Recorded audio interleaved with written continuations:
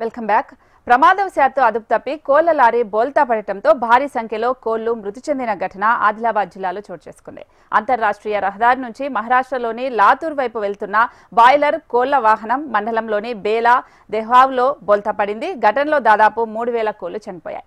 8 టన్నుల వరకు కోళ్లుంటాయని, సుమారు 15 లక్షల వరకు నష్టం జరిగిందని పేర్కొన్నారు.